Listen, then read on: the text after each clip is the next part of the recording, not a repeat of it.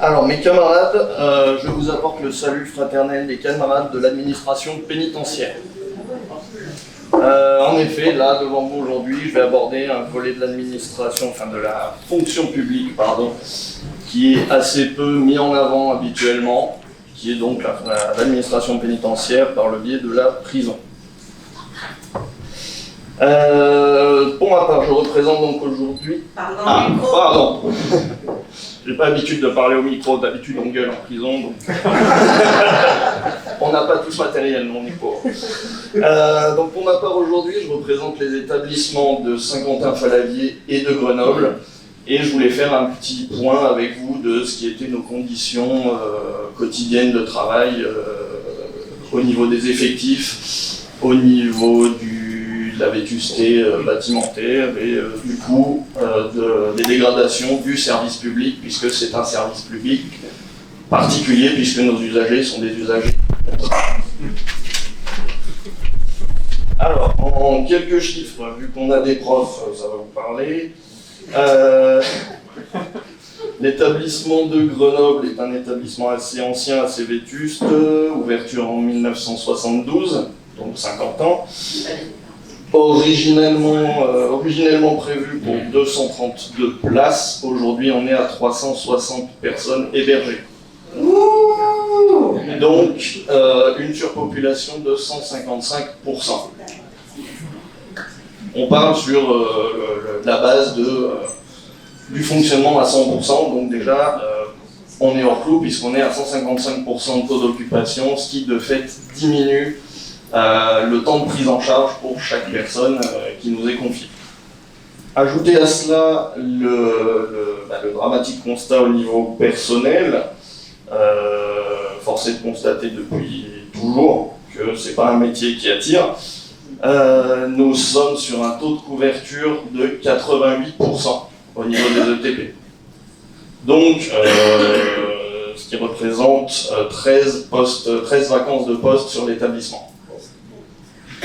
Donc vous imaginez bien que les conditions de travail sont fortement dégradées, surpopulation, manque d'effectifs, le temps de travail pour les personnels qui s'allonge, puisque ces ETP non couverts, le temps de travail doit être fait par les collègues présents, ce qui augmente les heures sup, ce qui augmente la fatigue, ce qui augmente la détresse des agents, des collègues, et ce qui est purement inacceptable.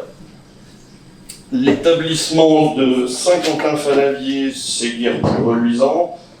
C'est un établissement un peu plus récent, puisque 1991, on va dire moins le pourri de Grenoble. Beaucoup plus grand, donc 430 places prévues, eux ils se trouvent être à 593 personnes hébergées, soit un taux d'occupation de 137%. Et eux, en termes de personnel, ils sont à un taux de couverture de 90%. Donc ils ont les mêmes problématiques que j'imagine l'ensemble des fonctions publiques, manque d'effectifs de partout. Nous sommes un service public ouvert 24 heures sur 24, 7 jours sur 7. On ne connaît pas de temps de pause. On fonctionne encore aujourd'hui avec un fonctionnement tout à fait illégal au niveau de l'Europe sur nos taux horaires. C'est-à-dire qu'aujourd'hui, un agent pénitentiaire sur son dernier jour de cycle de travail, donc sur 24 heures de journée, va travailler 18h30. Pour vous faire un petit état des lieux, un petit peu des joies du boulot.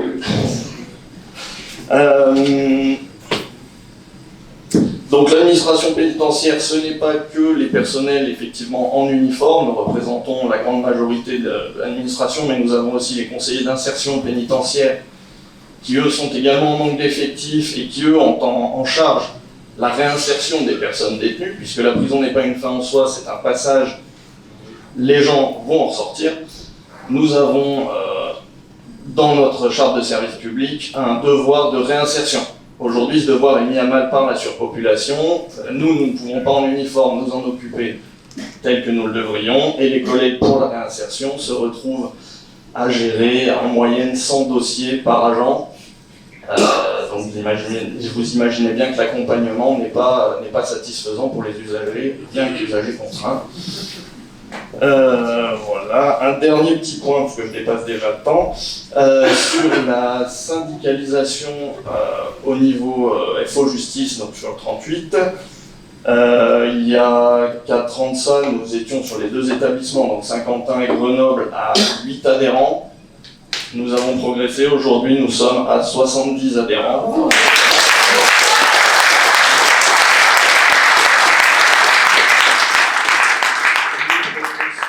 Tous les jours et contrairement à nos concurrents de l'UNSA, donc je suis assez fier d'avoir mangé des parts, nous proposons des choses pour faire avancer nos conditions de travail et celles des collègues.